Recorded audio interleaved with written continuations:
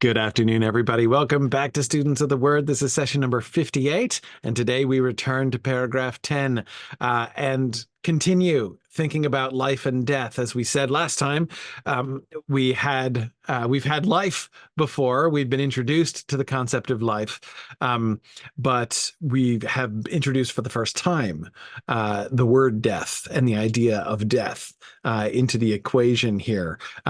And we're going to see John really leaning into that further. So let's go back up to paragraph 10 and let's see. I want to read the whole thing again, so that we can kind of refresh ourselves with a clearer sense of kind of where we're headed here in this paragraph. Because this one, the reason, let me say advance why I want to do this. The reason I want to do this is that this paragraph in particular strikes me as sort of peculiar in how it develops and where it's going and how it gets to where it's going. So let's remind ourselves of the big picture, and then we'll jump back into our verse. We were in the middle of verse 14 last time. For this is the message which you have heard from the beginning, that we are to love one another, not as Cain, who is of the evil one and murdered his brother. And for what reason did he murder him? Because his own deeds were evil, but his brothers were righteous. Do not be surprised, brothers and sisters, if the world hates you. We know that we have passed out of death into life, because we love the brothers and sisters. The one who does not love remains in death. Everyone who hates his brother or sister is a murderer, and you know that no murderer has eternal life remaining in him. We know love by this, that he laid down his life for us, and we ought to lay down our lives for the brothers and sisters. But whoever has worldly goods and sees his brother or sister in need and closes his heart against him, how does the love of God remain in him? Little children, let's not love with word or tongue, but in deed and truth. Okay, so do you see what I mean about the path that John follows, that John's thought follows through this paragraph is a little peculiar. It's a little winding, right? In some ways, we start off with how important it is to love one another, right? And then we get into this negative example of Cain, right? Don't kill your brother. Okay. And of course, we've been talking about that part. Don't be surprised if the world hates you. By the way, I want to come back to that for a second. I used the phrase non sequitur last time, that seemed in some ways like a non sequitur. And I think that's not exactly what I meant, or rather that was a poorly chosen phrase. A non sequitur means something that does not follow from what came before. And that one does follow. What I mean is it feels like an aside. Like it feels like that's not what this paragraph is about. Right. This paragraph isn't about the world and our relationship with the world and what the world thinks of us. Right. It's not that it comes from nowhere. It's that it's not where this paragraph is sort of headed. You know what I mean? That's the kind of thing I was trying to talk about when I was talking about that verse. And so then from Cain, it talks about passing out of death into life. Everybody who hates his brother or sister is a murderer. God laid down his life for us, and we ought to lay down our lives for the brothers and sisters. So instead of killing our brother, we should lay down our lives for our brother. Whoever has worldly goods and sees his brother or sister in need. Like I go there for a second. Like after the first two verses, not as, once we get to like, not as Cain, who was of the evil one and murdered his brother. And for what reason did he murder him? To then think that like where we're headed is whoever has worldly goods and sees his brother or sister in need. It's like, that's, again, I'm not saying there's no flow here. I'm not saying that this paragraph doesn't make sense. I'm just saying it's it seems to meander about a bit, and I'm wanting to follow it. There are clearly themes that bind it together. And loving and hating, life and death. There are several of these kind of paradigms, right? These sort of pairs and parallels and things. And remember, we've just come from the children of the diabolos, right? The children of the accuser and the children of God in the previous paragraph. Um, so in some sense, we're following all of that up. And where is he bringing us from this? How are we going to get through to let's not love with word or tongue, but in deed and truth at the end of this paragraph? So, um, anyway, so wanting to keep sort of the big picture in mind, let's go back to where we were. We know that we have passed out of death into life because we love the brothers and sisters. The one who does not love remains in death. So we spent last time focused on that first sentence, the first part of verse 14. We know oidamen, right? Oido.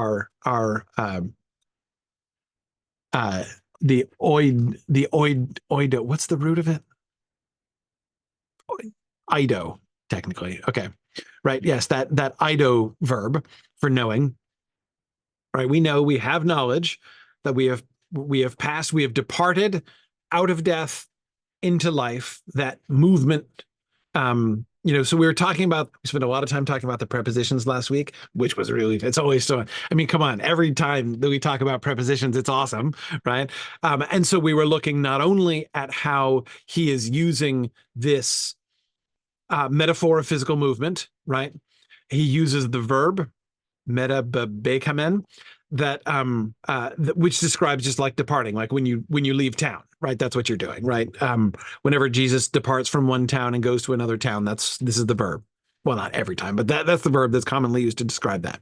So departing, and then the pairing of prepositions, ek and eis, from and to, out of and into, as we were discussing. So when you depart out of a place and into another place. So the metaphor is a physical movement, like you're leaving one house and entering into a different house or a different village or whatever. But we were also talking about how, especially with the ek preposition, ek to thanatou, out of death, he is kind of playing on that preposition, which he's been using consistently, but consistently in a metaphorical sense, right? Like the Cain being ectu panero, of the evil one, out of the evil one, right? Not in that sense of that literal sense of movement, but in the metaphorical sense of genealogy, of descent, right? Of parentage. Like the evil one is his parent, right? He is that is his origin in that sense, right? And okay, so we have him playing on that. So when he says we have departed out of death and into life, one of the things is the sort of the parallelism. He establishes that death life dichotomy in parallel to the accuser God parallel of the, like, those who are ek to ponerum, out of the evil one or out of the accuser, and those who are out of God, which are like the seed of God, right? And who have the seed of God dwelling in them. So he establishes that parallel, right? But it's not the same thing. Our relationship with death isn't the same thing. But he invites us to think about death and life in parallel to that. And then we talked about the hoti, the conjunction. My other favorite thing to talk about: prepositions and conjunctions. My favorite things. And then you got right, the hoti. What's the causality? Because we love our brothers. Do we know because we love, or have we passed from death to life because we love? And we talked about how, like, he's not necessarily choosing. And I was talking about how thankful I am that I'm not, in fact, producing a translation so that I don't have to choose. And we can look at both of those meanings and sort of hold those things in tension in the way that poetry does, which is really fun. Yes. Oh, thank you, Randall, for that reminder. Randall's reminding me that Ido, the root verb of oidamen, the know verb that he keeps using, the literal meaning of it is see, like to see something. He says the base meaning of know is often cited as oida, which is the perfect form. To know equals to have seen. Right.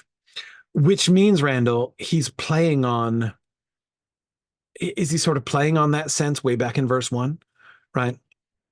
When he talks about seeing and hearing and handling the word of life. Interesting. Yeah. Yeah. Um, something you've seen. Anyway, okay, great.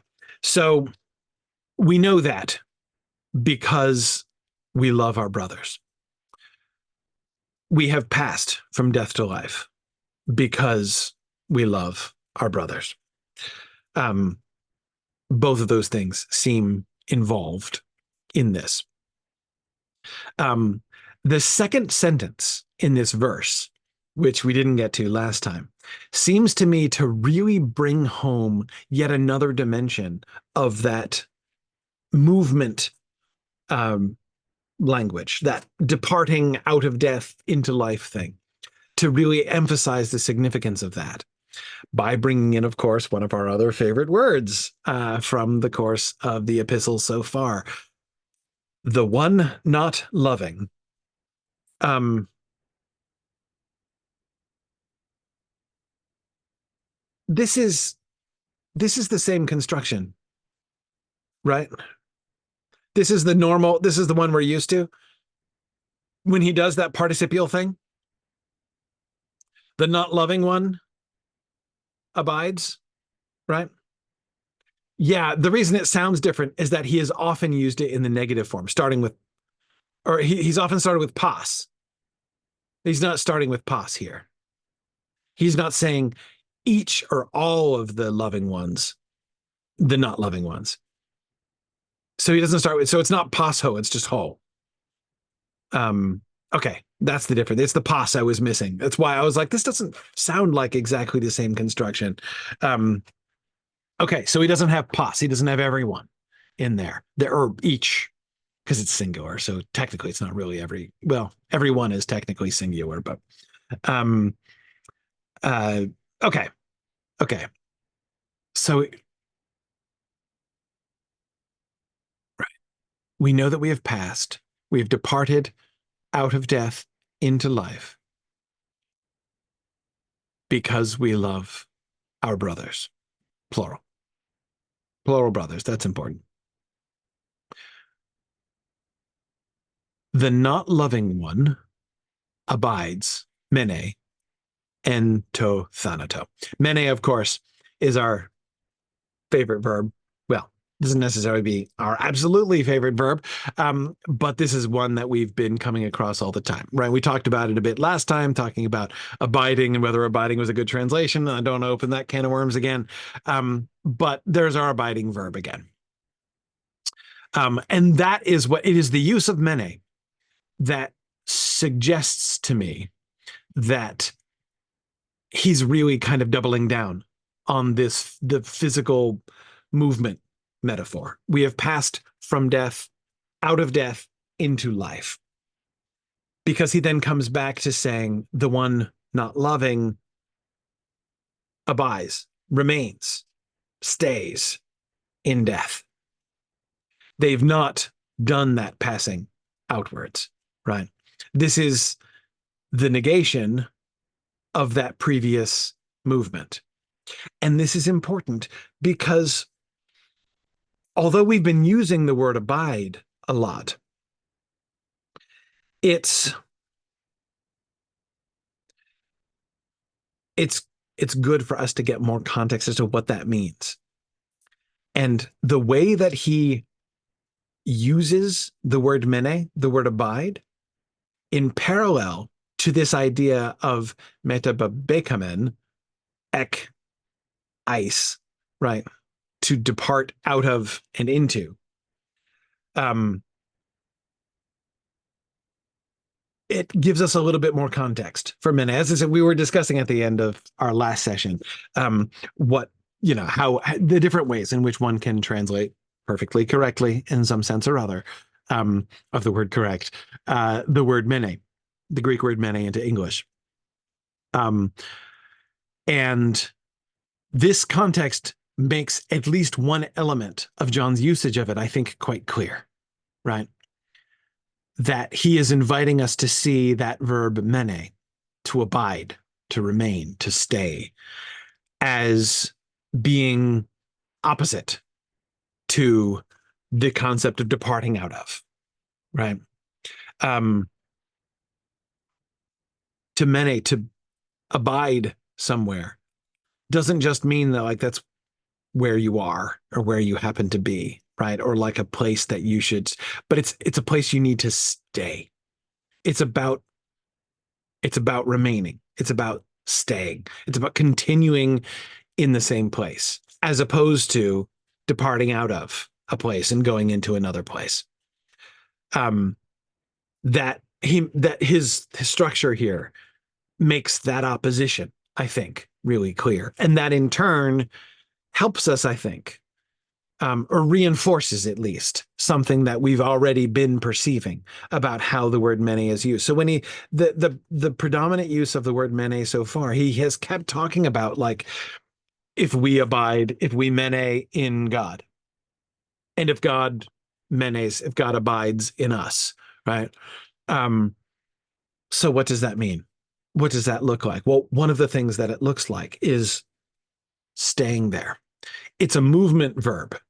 It's a movement verb about not moving, right? It's in the category of movement verbs, but it's describing the movement which is not to be budged, to have God not only come into your life, but to stay there, and for you not only to come alongside God and walk with Him, but to stay there, right?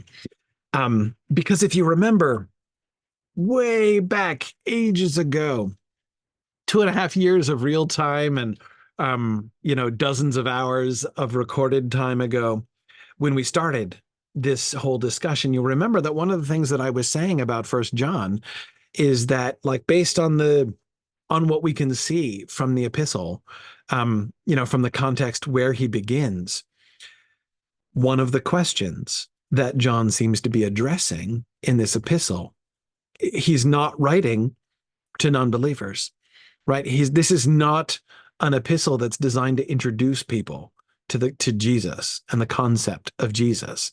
He is writing to people who have met Jesus. He is writing to people who do believe. And the question that he seems to be addressing is, so you believe. Now what? What happens now? What does that look like? How does that impact you? And this, I think, is why coming to understand this concept of mene, of remaining, of abiding, is so important. And you can see how he's willing to speak of departing out of death and into life. And notice the tense. That's the perfect tense, yeah? I think so. Yes, that's the perfect tense. This has happened. This is a completed action. This is done. We have departed out of death and gone into life. But there's still the question of, having gotten there, are we going to stay? Right? Are we going to live there? Are we going to put down roots, or are we going to depart out again? Remember paragraph 7, remember the Antichristoi, right? Some have chosen to leave again, not to abide, not to remain. Now, so that verb, the departing verb, can be in the past tense, right? But notice in our second sentence, the not loving one abides, present tense, in death, right? That's where they're staying. Abide. I'd have to talk about. I haven't studied this. I'd have to look at it. The tense of abide, mene. Does he ever use that word in the perfect? Does he talk? That seems to me a present tense thing. Sometimes he talks about it in the future tense. Sometimes he talks about it in the imperative mood, right? Therefore abide, right? Sometimes he talks about it in the present tense, but I don't think that he is but that's not like he's always talking about the present tense. That's the sentence I was going to say that made me pause for a second and think like, is that actually true? I'd have to look and confirm that that's true. But that feels right. That feels true based on what I'm remembering from our previous discussions. Um, but yes, the one not loving abides in death. So this clarification of abiding, interestingly, comes not in the positive sense, not as a reinforcement of our abiding in God or God abiding in us, but in the bad sense, the one like the talking about abiding in death, staying in death, not departing death and going into life, but just staying there in death. The abiding in this case is not a good thing, right? It's a bad thing. It's what will happen if you don't love. But that, of course, is the point that he makes. How do you do it? Right? Think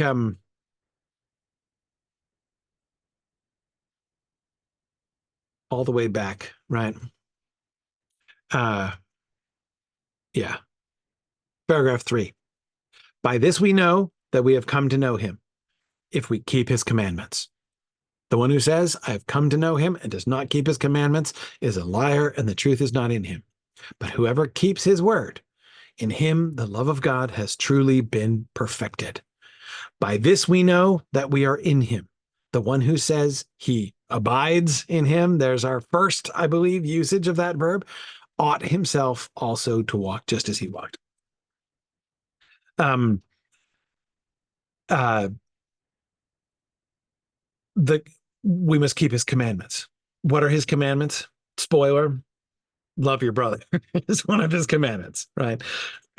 um, so if we keep his commandments, we know. Again, like how do we know that we have come to know him? How do we know we're in? Do you love your brother? Are you keeping his commandments? Which is, do you love your brother? Right. And then he moves on more explicitly to the loving your brother. The one who says he is in the light and yet hates his brother is in the darkness until now. Notice how here, again, he's not using the abide word, but this is the same concept. The one who says he is in the light and yet hates his brother is in the darkness until now. The one who loves his brother has departed out of death and into life. But the one who doesn't love his brother, the not loving his brother one, stays in death, is in darkness until now. The one who hates his brother is in the darkness and walks in the darkness and does not know where he is going because the darkness has blinded his eyes. Think, by the way, of how that metaphor, the walking metaphor, how this gains new, you could say in a sense, right, that these are two separate metaphors that he's given us. One is the walking metaphor, walking with God, walking in the light or walking in the darkness. That's one metaphor he's given us for like which direction we're going. This other one, the departing out of and into language of paragraph 10 of verse 14 of chapter 3, verse 14, it's not about walking, it's about like being, about staying, right? Like, where do you live? Which house are you in? Which town are you standing in? And are you departing out of one and going in to the other? But what does mene, staying in death, look like? It looks like walking in the darkness and not knowing where you're going because the darkness has blinded your eyes. Um, in other words, there isn't any rest there, right? You still believe you're going. You're still trying to get somewhere, but you're not getting anywhere. Well, no, actually, you are getting somewhere. Where are you getting if you're in the darkness? Well, he just said it earlier in this paragraph 4, right? Um, the darkness is passing away and the true light is already shining, right? That's where you're going. Um, yeah, yeah. Um, good. Excellent. So Randall has found an exception, but that feels like an exception that almost proves the rule.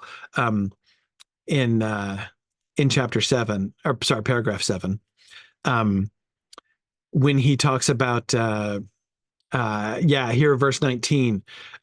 They went out from us, but they were not really of us, for if they had been of us, they would have remained with us, right? That's the one that's not in the present tense.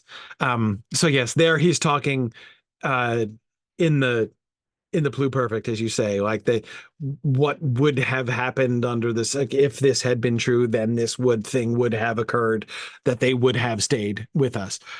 So yes, it's in the context of that sort of theoretical that he uses it that way. But yes, what he doesn't do, I think, is simply refer to, like, you know, and it's a good thing we abided, right?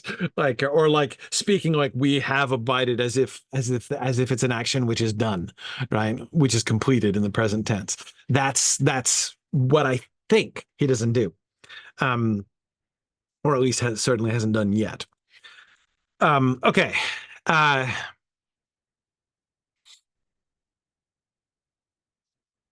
but the not loving one remains in death. Yes, hey, he does use it in the future tense. Yeah, exactly. I talked about that. Yeah. No, the absence that strikes me as significant is the absence of like the perfect tense, or the, like, again, something that implies it's a completed action that we don't have to worry about anymore. I don't want to think about anymore. Yeah. Yeah. One brief note I want to make again, and this is, it's one I've made before, so I won't belabor it, but it just is really striking me again. Notice here, both here at the end of verse 14 and immediately in the next sentence in verse 15, he's once more using, again, John loves this syntactic construction. Like, he loves this way of putting sentences together. He loves beginning sentences with the subject of the verb, which is a present participial clause, right? Um, he could use conditional if clauses, but he doesn't do that, right? He doesn't say, if you don't love your brother, then you are abiding in death. You can say that in an if then clause, right? If you don't love your brother, then you abide in death, right? But he doesn't do it that way. He persistently chooses. I'm saying he never uses an if then clause, but he persistently, I mean, we talked about some if then clauses back in paragraph 2, you'll recall, but he persistently uses this structure. The not loving one, the one doing this does that. The one not doing this does that, right? And I continue to think that this persistent syntactical choice by John is really important, is really revealing of the way that he is like, it's like how he is trying to communicate these things to us, like conceptually speaking, what it is that he is what he is communicating. When you use if then statements to people, what are you doing? You're giving them options. You're describing the options in front of them. If you talk to somebody, if you teach someone using if then statements, you're presenting them with a kind of flow chart, right? If you do this, then this will happen. But if you do that, then that other thing will happen, right? So if you choose option A, you receive result A, but if you choose option B, you get result B, right? And there's nothing wrong with that. That's a perfectly viable way to, like, undertake this kind of thing and this kind of teaching. But persistently, John is doing that similar thing in a different way. And what he's doing is more direct. Instead of, because when you use if then statements, you're always speaking, there's always a kind of detachment from the present that's intrinsically involved in that kind of speech, right? I think about, if you say an if then statement, right? If you do this, then this will happen. I mean, think about, like, how many, those of you who are parents will have had lots of conversations like this with your kids, right? If you do this, then that will happen, right? You're trying to teach them the consequences that come from actions. Okay. But again, if you think about that, right? What that means, what you're saying is half of what you say is hypothetical, a thing that has not occurred, right? That they may not do, that may never occur, which in fact you're hoping will never occur, right? Because you want them to not to, in the case of the child, right? If you do this, then this bad thing will happen, right? So first you're saying a hypothetical statement, hypothetical if statement, and then the second half of it is about the future, right? So the first thing is a thing which has not yet happened and might not. And the second thing is a thing which hasn't happened yet, right? So you're constantly speaking in the hypothetical and the future. If this, then that. If this, then that, right? But when instead you do what John is doing, the one not loving abides in death, then what you're doing is you're presenting a present tense matter of fact, right? The conditional is still in there. If you don't love, then you will abide in death. Like that would be a, you know, I could totally understand somebody choosing to translate that sentence that way. If you don't love your brother, you'll abide in death. Perfectly legit, right? Um, yeah, yeah, Stephen, that's a great way of saying it, and I will share that as for people who may also have this context. This isn't my language, but I'm delighted to hear about it. Stephen is giving this from a computer programming standpoint. Um, he says, if then lists options in computer programming language. John is simply assigning a value to a variable unconditionally, right? Yes, he's assigning a value to a variable. The not loving one abides in death. Fact.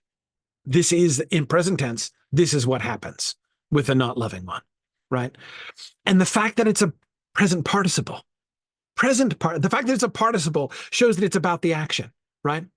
It's not about you, right? I'm not branding you. I'm not labeling you, right? I'm not saying, there's no noun. There's literally no noun in that subject, right? You'll notice that in the interlinear translation, one is in brackets because it's implied, right? They haven't put one in brackets when he uses his other favorite passhole, each of the or all of the present participle ones. In this case, each of the hating his brother ones in the next sentence. It just translates pos as everyone, but it's not everyone. Everyone in English, everyone is a noun, right? But this word pos is not a noun. It's an adjective in Greek. He literally says each of the hating the brother of him. All of the hating of the brothers, people, but the people, like those who do it, the actual noun, the people are implied. What matters is the action. What matters is the verb. This verb leads to this result. This action leads to this result. So again, instead of saying, if you do this, then this happens, he puts it in the present tense. Fact. This action leads to this result. The not loving one abides in death. Each of the hating his brother ones is a murderer. He's going to go on to say next, right? And again, he's been continuously doing this again and again. And I keep being confronted with it and being confronted with how important that is. And again, we lose it. We lose it in the English. They're doing their best, but we just don't talk like that in English. So it's really hard, right? Everyone who hates his brother is a murderer. And again, I know I've talked about this before, but it keeps striking me. So I'm going to keep talking about it. Even that, the use of one is vague, but everyone who hates is still a sentence about people. In the Greek, he's not made a sentence about people. He's made a sentence about the verb. This sentence is about mizon, hating. It's not about people. There's no people word that he uses. Not even a word like everyone, which is a vague people word, but it's still a people word, right?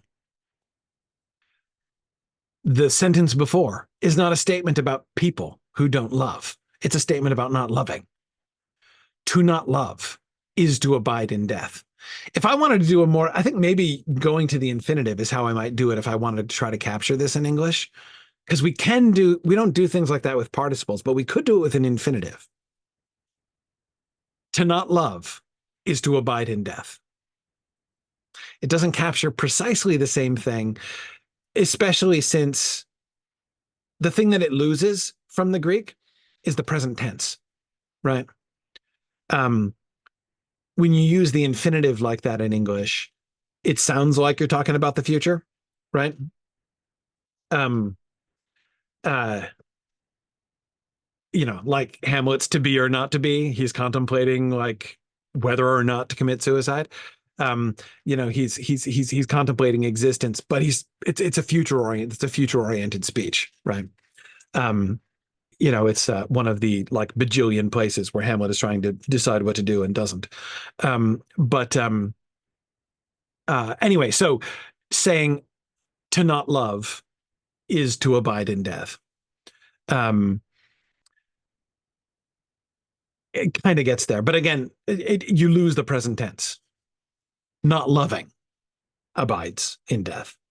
Um, and yes, Randall, I do acknowledge it's not that he's not hinting at nouns, right? The article does hint whole. The whole, it's a definite article that points to an absent noun, right? So yeah, like syntactically, grammatically speaking, there's there's like the placeholder for a noun there, right? But yeah, exactly. The point is that the noun itself, the person himself, is not there. In a way, almost I think that having the definite article there makes that absence even more dramatic. Again, that's another thing we would lose by using the infinitive, as I just suggested, right? To not love is to abide in death. If we translated it that way, then it sounds like it's literally happening in a vacuum, right? It detaches it from people entirely, too much more than he does. His hall, um, uh, um, his hall does point to it invites us to connect it to people, right? Again, it's a vague pointer, and so therefore, sometimes when you have a vague pointer, it might be pointing at you, right? Um, so that's fun. Anyway, again, we would lose that using the infinitive in English. Okay. So I don't want us to take this for granted, his choice of structure here, because it does seem to me very deliberate on his part, very frequently repeated. Um, and I think therefore important for us to think about why he's chosen it when he had other options, because I think he did. Okay. The not loving one abides, remains in death. Um, let's go on to the next part, to the next sentence, which I was already glancing ahead at anyway. Um, let's look at it in English. Everyone who hates his brother or sister is a murderer, and you know that no murderer has eternal life remaining in him. Okay, my first reactions here. Um, number one, there's a significant shift in ground here. It's one thing to say if you do not love your brother, you remain in death, like death is still your home. That seems to be about your own fate. Are you staying in the death place, or are you going to move into the life place? Wouldn't you rather live in the life place instead of living in the death place? Again, that's a you question, right? Um, your life or your death. But now all of a sudden, it's about the life or death of your brother. Now the hating is equivalent to murder. That's a that's a that's a significant step, right? A significant leap forward that he's making. Everyone who hates his brother or sister is a murderer. And then, having taken that step, he then like doubles down on it in this interesting way. And you know that no murderer has eternal life remaining in him. We do? Do we? Okay. Right. That's a thing we know. Right. Okay. So let's look at this more. Let's okay. Pas, hol, meson. Each of the hating ones. Each the hating the brother of him ones. Each of the hating the brother of him ones Esteem is a murderer. Anthropoktonos, which is different from our slaughter word. What was our slaughter word again? Isfaxin. Yeah. Isfax. We got Isfaxin twice, right? Um, First Cain is faxing the brother of him, and then because of what did he as fax in him? Did he slaughter him? Did he butcher him? Um, so we're not he who hates his brother is not necessarily a butcher, just an anthropoktonos. And that sounds a little bit more literal, more clinical, like one who kills, yeah, from man, it's like man killer. Yeah, manslayer. Yes. Um, I'm gonna guess before I look at the examples, I'm gonna guess that anthropoktonos, right? Anthropoktonos? That's super awkward to pronounce. Anthropoktonos is how I want to pronounce it, but the accent tells me I'm doing that wrong. Anthropoktonos sounds more clinical, like just one who kills a man and less charged. The Isfaxan verb is supercharged. Butcher, slaughter. Like you can't Isfaxan somebody in a like good way. Right? Like that's kind of never okay, right? Um, Whereas I can imagine, I mean, like a soldier who kills people in battle would be an anthropoktonos as well, wouldn't they? Right? A hangman would be an anthropoktonos, whereas neither one of them would be accused of like asphyxiating anybody. Right. Again, like the one is like really bad and very charged. And my guess is that this one sounds more kind of clinical, if you see what I mean. Um,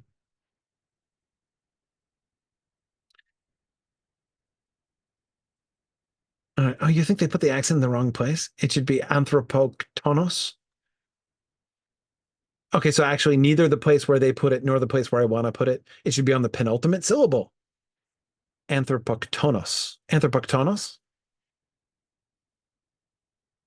Huh. Okay. Interesting. All right. Anyway, uh I see, got it right. The phonetic spelling here is correct. Anthropoktonos. Yeah. Anthropoktonos. All right. I'll work on it. Okay. Oh, interesting. Look at that. Look at that. The first instance we get is in John. That's interesting, isn't it? Matthew, Mark, and Luke don't use this word. Um, Interesting. Okay. Um, so we get and we get it in the context of the in talking about the devil being your father. I speak of your father, the devil. He was a murderer from the beginning. That's the passage. Wow. And that's it. That's the only time we get that. And then we just jump straight to first John. John is the only one who uses this verb in the entire New Testament. Wow. Okay. Well, on the one hand, that's slightly disappointing in that we don't get any other examples, which would be fun and helpful, but it's very interesting. Is there another word that they use?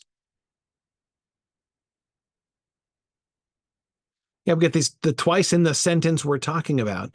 So this sentence contains two-thirds of the usages of this word in the whole New Testament. Huh? Wow. Wow. Doesn't it seems like the concept of murder comes up? Yes. What's the word that Jesus uses in the Sermon on the Mount? When he says, like, you've heard it said, like, do not kill and all that sort of thing. Anyway, I don't want to go down too deep a rabbit hole on this one. Um, Interesting. Heya says it seems like it is a rare word in other Greek texts. Okay. If this is a rare and unusual word,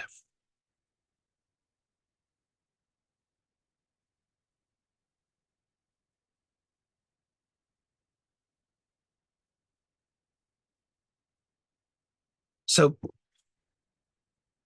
there are several interesting um there's several interesting like so all right, so the more general word Randall says is apparently phonios.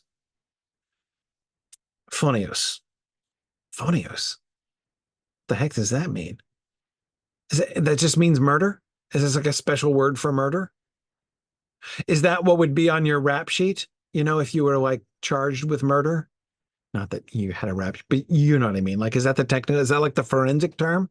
Like if you were hailed up, you know, you're hauled in and and you know, put up before Pilate on the accusation of murder, you'd be charged with uh yeah, phoneu. Okay. Right. Charged and it would be carved into your forehead very likely. Yeah, sure, exactly. Okay. All right. So there is a perfectly acceptable normal murder word that John has access to and he's not using it. Right. So that itself is really interesting. That makes me question the choice here. Right. Let's see. Does everybody use the word murder? The verb, the English verb murder? Because murder is a strange word, right? Like murder has a specific use. Like we might use it metaphorically, including bizarrely of groups of crows, but accepting that bizarre usage. Um, uh, I mean, we only use the word murder when we mean the criminal act of killing somebody, or using the criminal act of killing somebody as a metaphor for something else. Um, uh, okay, so hang on, looking at the English here, King James, murderer. Yeah, I was pretty sure that one said murder. NIV, murder. NRSV, murder. CEV, murderers. The Message, murder. Yep. All of the English translations agree, and they're all wrong. No, I'm not saying that. But that's really interesting because that's not what he's talking about. He chooses not to use that word, right? Jesus uses the word, right? In the Sermon on the Mount, Jesus uses the word, the murder word, phoneo or phoneis or whatever it is, right? The PHON word, right? The phone word for murder. Um, Phoneus, phoneu, um, he uses, uh, Jesus uses that word because he's deliberately trying to parallel being angry with someone with the like acknowledged crime, right? Yeah, yeah, exactly. So Jesus goes uses the word phoneo in Matthew 5:21. Yeah, yeah, exactly. Um, so he's deliberately invoking the crime specifically, and that's what because he talks about being hailed up before the judges and all that sort of thing. Okay. Um, John avoids it. He could use it, but he's not using it. When there's a perfectly readily available word for a thing and you go out of your way to not use it twice in one sentence like this, you've done that on purpose. I mean,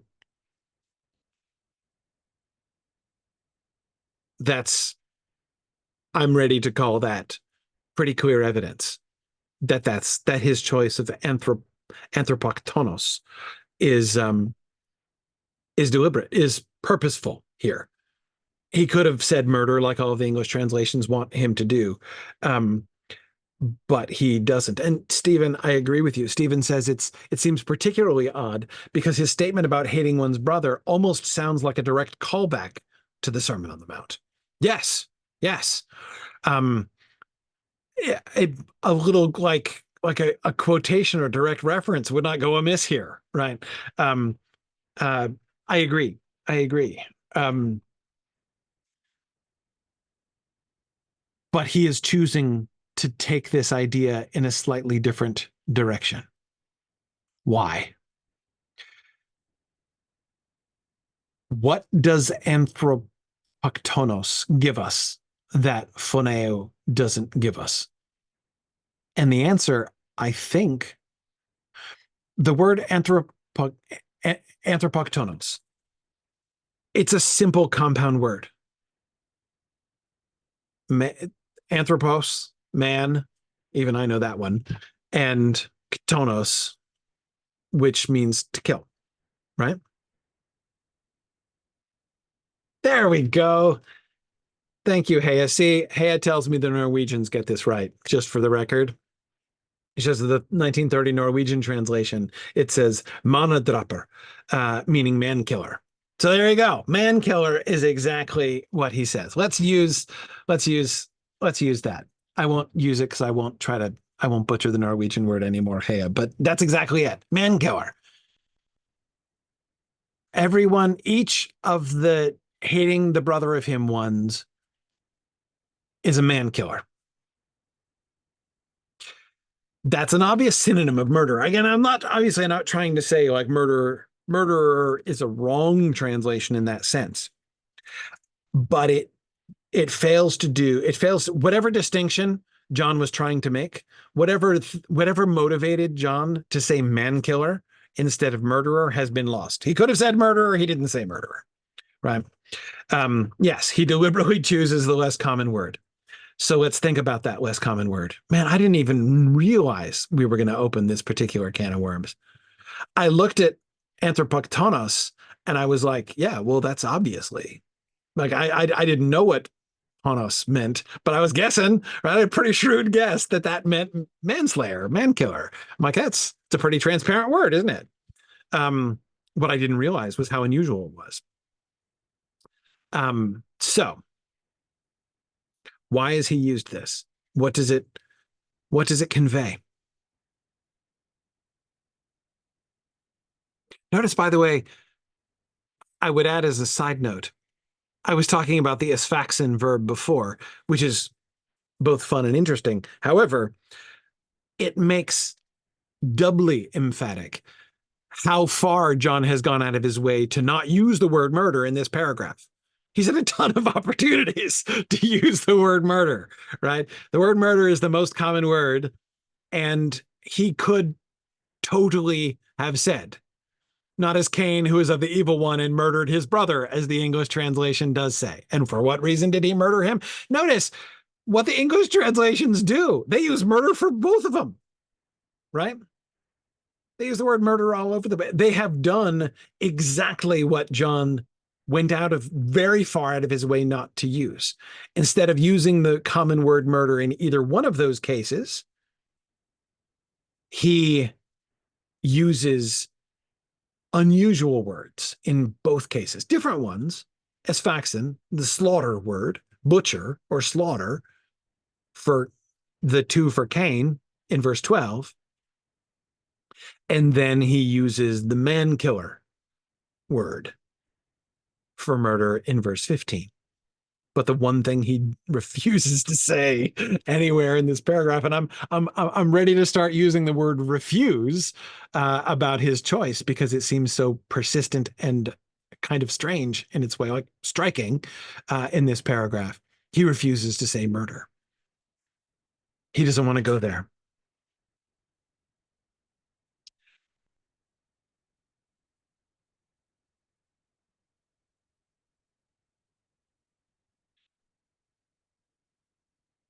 What is the significance of what he says instead? What do those things emphasize? Butcher and slaughter emphasizes, makes it sound like he is treating his brother like a sacrificial animal, right? Um, which is very conspicuous in the context of the Cain and Abel story, which starts off with sacrifices that are accepted or not accepted, right? And so the way by using that word, the sort of spin, well, not spin, that's the wrong word, but the kind of perspective that that John offers on the Cain story is that Cain, having found his own sacrifice, his own offering, rejected, in his anger, makes his brother, like treats his brother like a sacrificial animal, right? Um, he slaughters his brother instead, um, which, as John has emphasized, was a bad choice. It does, yeah, it emphasizes the violence of the act as well. Yeah, yeah.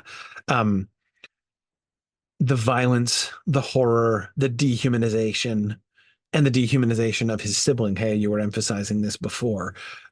Yes, yes. Now, the second time he comes back around to this, when he is equating that verb, again, not the person, right? The action of hating one's brother, when he is defining the hating of one's brother and says, you know what that is? Hating your brother? It's man killing. Anthropos, donos, right? It's man killing. That's what that is. Human killing.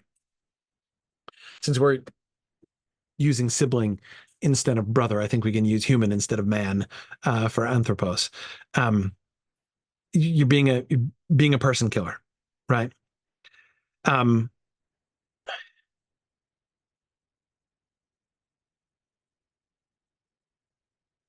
murder. I'm I'm not thinking the act of murder or even the accusation of murder. I'm thinking the word murder. The word murder is a word about the killer. You see what I mean? Like murder is something you're accused of. Murder is something you're charged with. There's a victim of the murder. You can be a murder victim, right? But to call someone a murderer is to say something about them. To call someone a man killer or a person killer is also to say something about the victim. Like the victim's in the word, the person.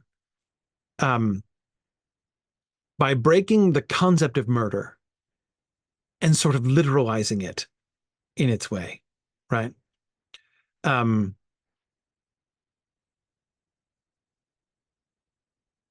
uh, yeah, by literalizing it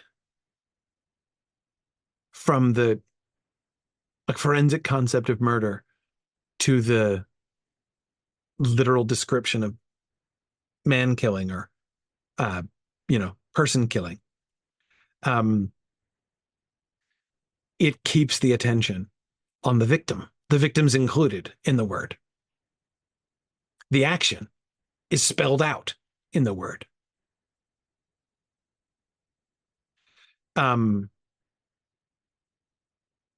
and if you think about it, this effect, this is a common effect. Think about like a list of charges against someone, right?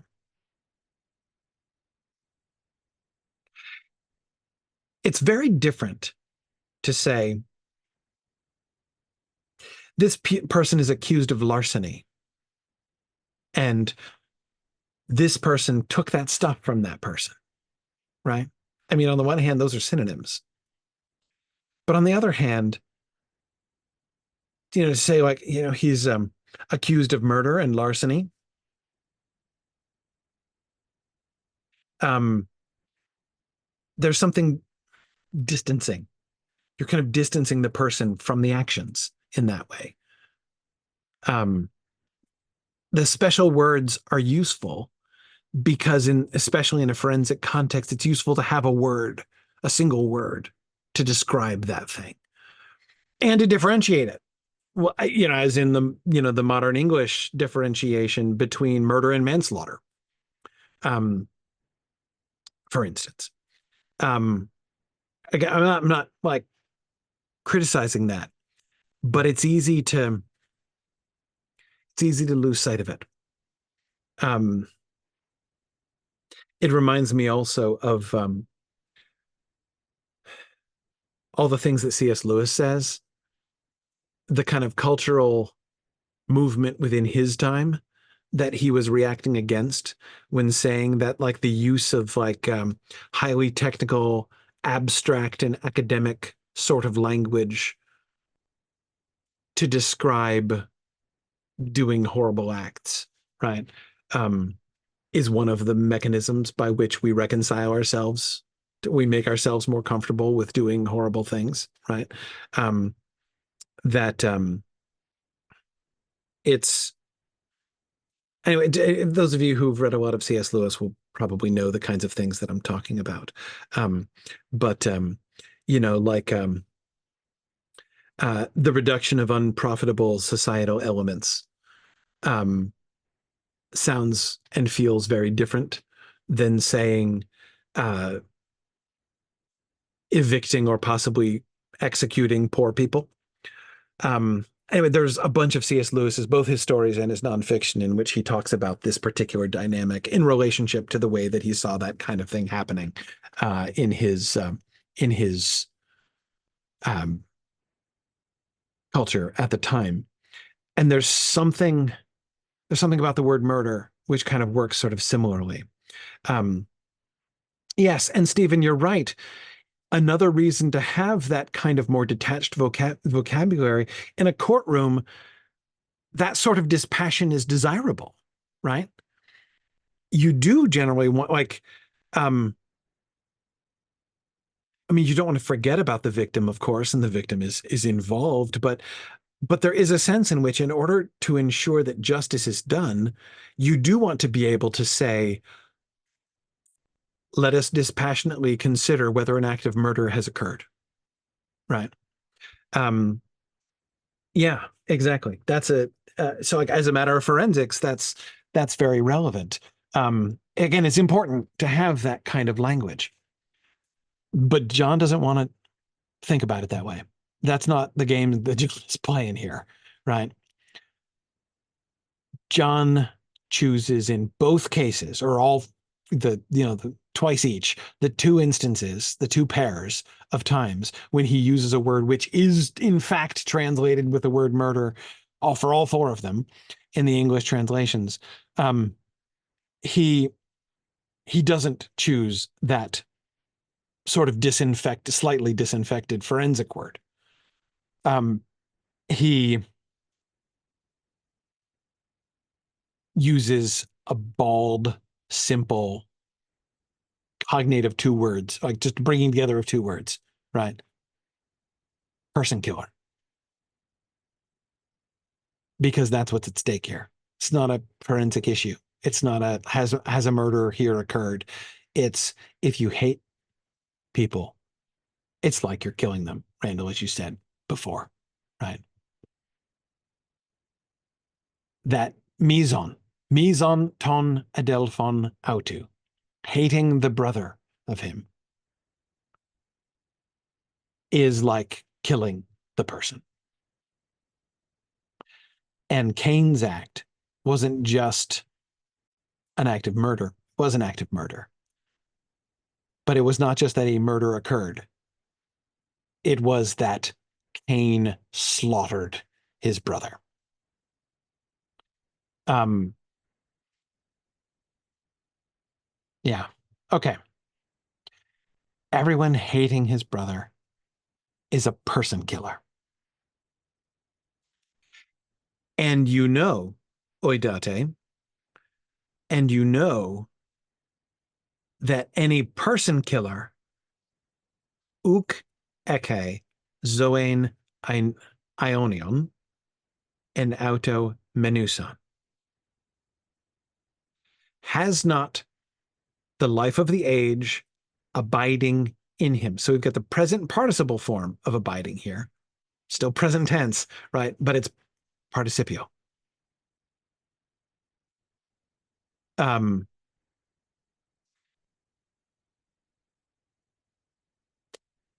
this, of course, this sentence is structured just like we have seen, um, just like we have seen John do so many times before. Where he says, to boil it down into a really, really simple version, which is so much less rich than what he's doing. Uh, hating is murder, and murder is hating, right? When he takes a thing and he restates a similar thing, but he flips it around and often does it in different words, right? But the two halves of the sentence joined by Kai, right? Joined by that conjunction, right? Which just kind of connects that connector to connect the two of them together. Um, you've got the one thing and you've got the other thing, but they're not, it's like a restatement, right? Or even in some sense an application. Each of the hating the brother of him ones is a murderer. And any murderer does not have eternal life abiding in him. So let's come back to the oidate. Let's focus on the uh, has not life abiding in him. Um, First of all, remember what we've talked about with the life of the age, right? Um, I am more than ever convinced that we're going to be missing, well, we're going to be missing out on a lot of the richness of what he's describing if we just translate that as eternal life. That is to say, life that does not end. Um, he's talking about the life of the age, and he's been talking about the age. We've gotten that several times, right? The age is almost upon us. The messianic age is almost here. It's the last times, remember. We know that it's the last times. We know that the darkness is passing and the true light is already shining, right? The age, the messianic age, is upon us, and there is a life of the age. This is the first time we've gotten Zoe and Ionion since the first paragraph, isn't it? Um, we've gotten, what was it, the end of chapter, I keep saying that, the end of paragraph 6. That's just abides to the age. The one who does the will of God abides to the age.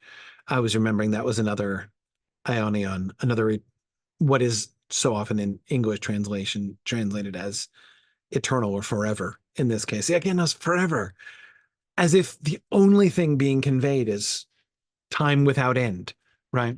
And again, I'm not contesting that that word and phrase is typically used in Greek to convey that sense of eternality or forever. But it isn't the word. And I do think that John is repurposing. Um, I would almost go so far as to say, we've talked about there are some words that John uses that John is repurposing that have caught on, right? Caught on to such an extent that we have to try to distance ourselves from them. Like all of his language about the Father and the Son, all of his language, like the he's not inventing the Jesus as Christ thing, obviously, but that element, of course, we talked about that. I would go so far as to say, I feel like what John was trying to do with Ionion, with Of the Age, just kind of didn't catch on with us, with Christians in the like ever since then, right? Um, but I think we've missed a boat on that one. But anyway, whatever. Um, am I correct in thinking we haven't gotten uh yes. Oh man, Randall, I have so much sympathy for that. Randall talks about the translator's dilemma. You're forced to make a choice. Um, and the original doesn't force the choice. Yeah, yeah, exactly. Um, eternal life. Wait, there it is. There it is. This is the promise. Hang on, let's go back. I thought there was one up in there and I just found it. 25. Each of the, here's all the passo stuff that we're getting. Okay. Passo, each of the denying the son ones has ekai, same verb, has neither the father. No, oh, thank you very much. Appreciate that. Um, has not the father the son. The confessing the son one has the father also. Uh, what you have heard from the beginning, let it abide, let it stay. Meneto. Uh, uh, we're here in it's imperative, right? Let it abide in you. If you abide, if what you have heard in the beginning abides in you, then you will abide in the Father and the Son. And here we go. And this is the promise. So we get all that abiding, going to and fro, right? This is the promise that he promised us. This is the, oh, remember, I didn't like that translation. Epangelia, because we lose the message, the angelia thing. This is the message. This is the proclamation. This is the, yeah, because the word promise conceals that, the connection between epangelia and this is the message. This is the proclamation. Um, this is the message that he messaged us about. Ten zoen, ten einonian, the life eternal. Yes, this is the message, the life of the age. Yep, yep. Okay, here we go.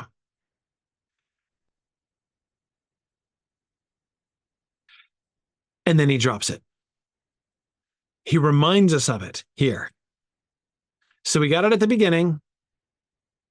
If you indulge me in a whole bunch of scrolling, we got it from the very beginning, right?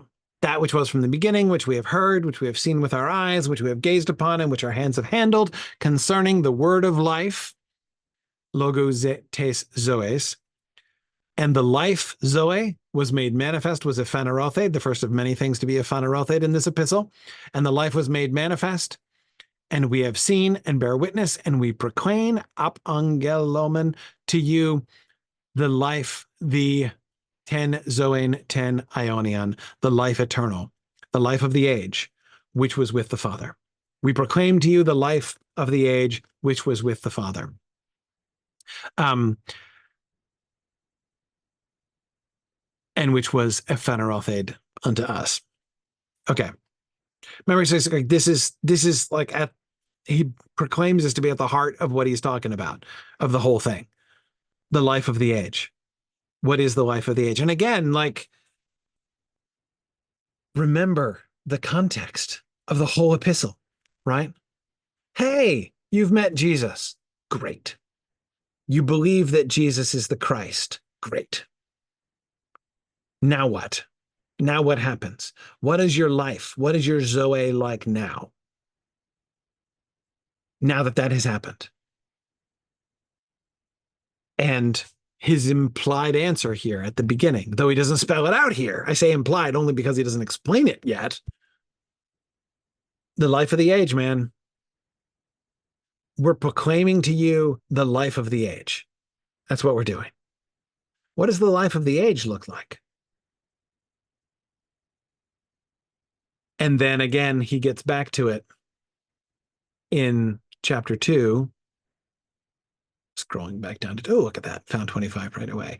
This is the epangelia. Remind me of the difference there. The ep, what does the ep convey in angelia there? This is the message that he messaged us, the life of the age.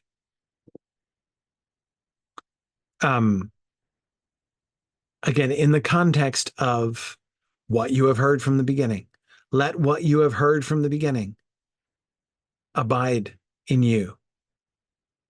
And if what you have heard from the beginning abides in you, you will also abide in the Son and in the Father. And this is the message. This is the thing that you heard from the beginning. The life of the age. The life of the age. And remember, paragraph 9, the difficult paragraph 9, right? In which he's taking that future state and he's describing it. Here's what it looks like. Here's what it will be. Here's what it should be. Here's what the life of the age is. The life of the age is not sinning because you're abiding in the Father and you can't sin because the Father is abiding in you. That's what the life of the age looks like. It looks like all of those mysterious things that we can't even tell because it hasn't been aphanerothate yet. It hasn't been revealed yet. But when God is made manifest to us and we will be like him, right? And then it is not, but it's not yet been made manifest what we will be like, right? But what we will have is the life of the age. And then again, paragraph 9.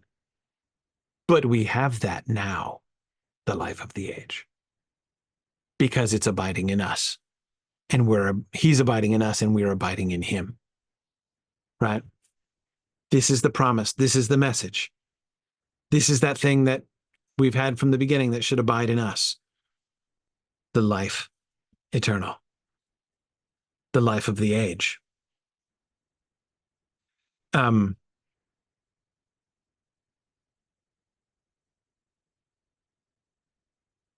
Interesting. Randall says that epi means upon, but as a prefix, it lends an additional figurative sense that seems intangible. Yeah.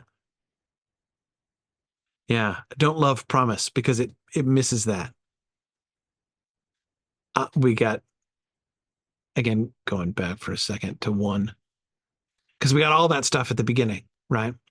Um, uh, it was we've got what was made manifest and what we have seen, right? We got op angelomen, what we proclaim, right? And then we proclaimed again op angelomen, and then uh we were doing it again here, angelia, the message, right? That we have heard and which we anangelomen preach unto you, right? Which we announce. So again, all of this, like, this is the method. We're proclaiming, we're preaching, we're telling you what the Angelia is, the message. You know, that thing that you've heard from the beginning. And of course, as you'll remember, that's where we were at we start this paragraph, the very paragraph that we were discussing this way, right? This is the message, the Angelia that you have heard from the beginning, that we should love one another. So notice by saying this is the message that you have heard from the beginning, that we should love one another. What's the message that we've heard from the beginning? That we should love one another. Oh, wait, is that connected to the thing that should, like the thing that we've heard from the beginning that should abide in us, that we should let abide in us, right? What we have heard from the beginning, let it abide in us. And if it abides, if that message, if that angelia that we've heard from the beginning abides in us, then we will abide in the Son, and the Father will abide and in the Father. And this is the upon message, that he upon messaged us. It's the Zoe Ten, it's the life of the age. That is the message. So the message is the life of the age. But by the way, the message is also in the beginning of this paragraph that we should love one another. That's the message that we've heard from the beginning, that we should love one another. Also, the message that we've heard from the beginning is the life eternal, the life of the age, right? Yeah, yeah. Yes, exactly. So Randall says, and again, I don't want to sound like I'm harshing on translators. I really don't. Um, Randall's saying that epangelia is the normal word for promise. Like if you're going to make a promise, that's the word you use, epangelia. Um, and what I would say is, I think that there's a bunch of evidence in how John uses words. I think that John is one of those poets who really likes to take a common word and draw our attention to things that we take for granted in it. That he wanted to juxtapose the idea of promise and proclamation by using the word promise, which contains the word angelia, in a context where he uses it almost, it's almost a substitution, right? When he says, this is the promise that he has promised. And then he says, this is the message, right? This is the epangelia. This is the angelia, right? I mean, that he is clearly, I mean, it's obvious that he's playing with those words. He knows full well that they sound almost exactly alike, that they are in some way connected with each other, even though in normal usage, you kind of lose that, right? I mean, the word epangelia just means promise, right? You don't, it seems, again, if that's just the standard common word for promise, then you lose that sense of proclamation or message that is contained within it, right? Um, but John, I think, is teasing it out. He's making puns, right? He's making it. He's really, um, he's really thinking about that, right? He's challenging us to think about that. Anyway, um, yes, it's not to say that the word promise is a bad translation of that verb. It's just it doesn't it it fails inevitably, perhaps fails to give us something that John is, I think, trying to give us there. Um, but okay, anyway, all right. Um, Life of the age.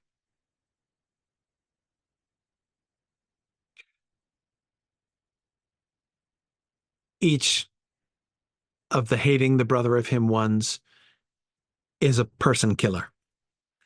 And you know that any person killer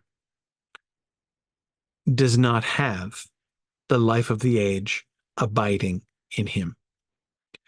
And I think we have to be remembering the chapter 2, the paragraph 7 usage.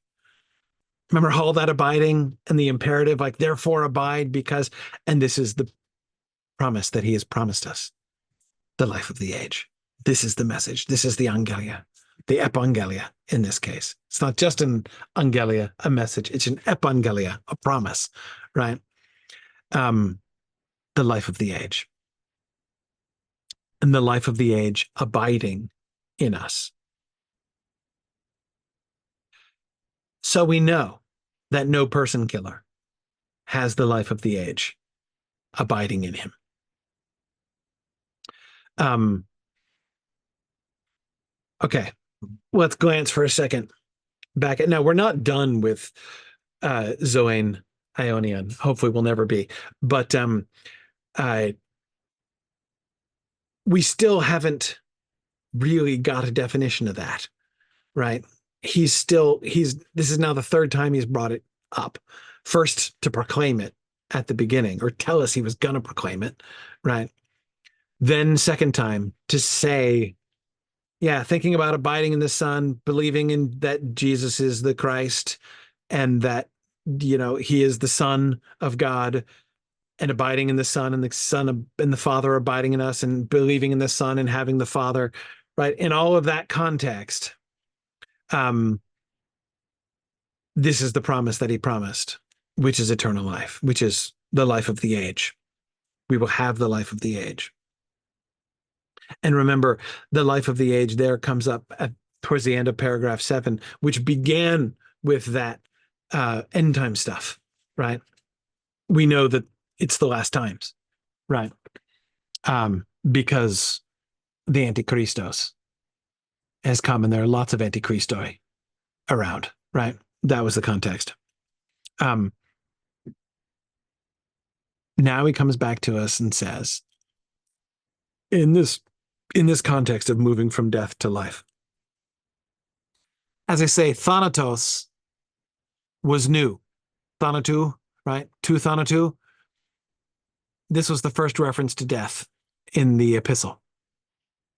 And he pairs it with Zoe, with life. Death and life. Let's talk about, he has by implication told us about the death that we have departed out of, right? By his use of his play on the preposition ek, right? Ek to diabolou, ek to paneru, ek to thanatou. We are from, those who sin are from the accuser. Cain is from the evil one. We have departed out of death, right? And so therefore death is being put into parallel with the evil one and the accuser, right? And where are we going? Ice tenzoin, into life, out of death and into life. What's that zoin like? Um, the parallel is less clear because with the ek thing, right? Because with the ek is a very direct parallel. Ek to Thanatu, ek to Poneru, ek to Diablo, right? In the previous paragraph, we were getting ek to Theu as well, right? That was the other side. Ek to Diablo over here, ek to Theu over here, right? Now, he shifts it by literalizing it out of and into, right? Out of the one thing and into the other thing, which is what brings in the abiding, right? Abiding in death, staying in death instead of leaving it and going into life instead. But he's already talked about abiding in life. Well, he's talked about abiding in the message that we heard. He's talked about abiding in God and God abiding in us and abiding in the Son and having the Father also. Now he's ready to connect that to life, to the life of the age, to have the life of the age abiding in you. And the construction, the post-hole construction, again, just like he kept doing again and again in the previous paragraph, in paragraph 9, right? Each of the sinning ones does not know, right? Let's go back in the English. Where am I? I'm in 7. Okay, here we are. Right.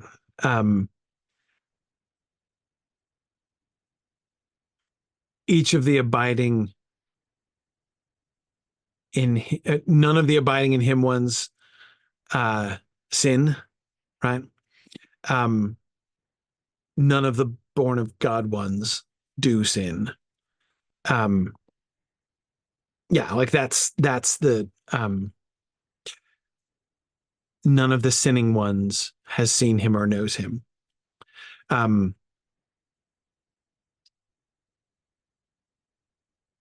Yeah. Okay.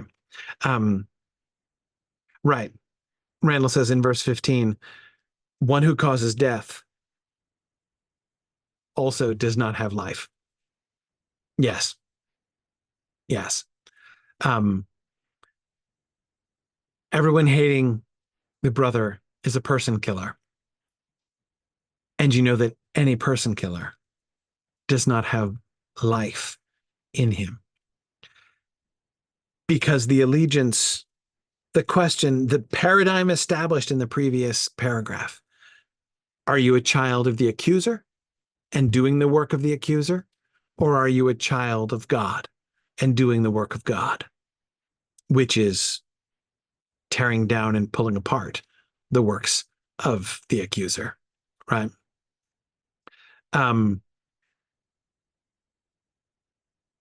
So which one are you, right? Are you ek to Diabolu or ek to Theu? And now he has introduced the new category of death and life to those two things. It's just not just like to say I'm ek to Diabolu versus ek to Theu means like, well, I am a living child of either one father or the other, right? Either I come from the accuser or I come from God. It's about where you come from. But here he introduces this other thing, no, where you're living. It's not a choice between like two paths, two walks of life, right? It's a choice between death and life. Death and life are the two alternatives. And you can't have both. You can't be both. And remember how I talked about the jump from saying that like the opposite of being in life is being dead versus the opposite of being in life is killing somebody, like bringing death to others, right? Think about how that then further enriches by another step this whole life and death thing, this whole accuser and God dichotomy, right, that he has created here, right? To remain in death means to not be alive, to not embrace life for yourself, right? To not receive that life, not to have that life abiding in you, as he says there at the end of verse 15. But it also means it's also associated with bringing death to other people, with being a person killer. To be a person killer is to be acting in some way, to be, you're living in that completely other town. You're from that totally different genealogy, right? Um, you're doing the works of death, right?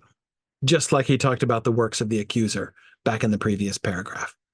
To do the works of death means to do the works of the accuser, which means to be a person killer, right?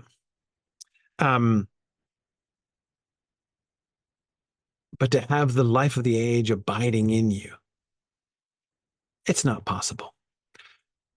And we know it's not possible. This is one of those things that we oidate. We know this. This is not a theory, right? This is not news. He's like, we know this. You know this. If somebody's going around being an anthropoktonos, right? If someone's going around being a person killer, then guess what? That this life is not welling up and flowing out of them, right? Newsflash. It's not a newsflash. It's obvious.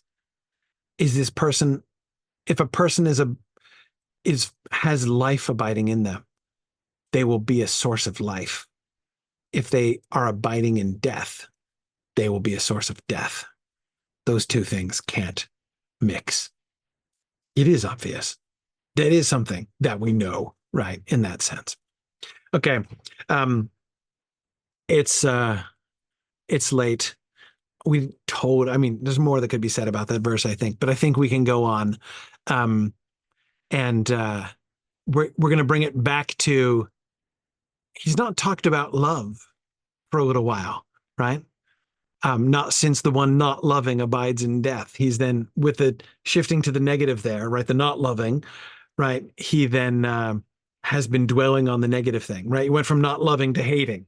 The one not loving abides in death, everyone hating the brother, right? Um, we're going to come back to love here. By this we have known love. Um, and so we'll talk about love, we'll talk about knowing, and where he's kind of bringing us around. We know love by this, that he laid down his life for us. Back to life and death and loving, right? But life and death and bringing life and death, bringing life through death, right? So you can see what he's building towards and where we're headed there. So we'll look at that next time. All right. Thanks everybody so much for joining me. Have a great day and I'll see you next time. Bye now.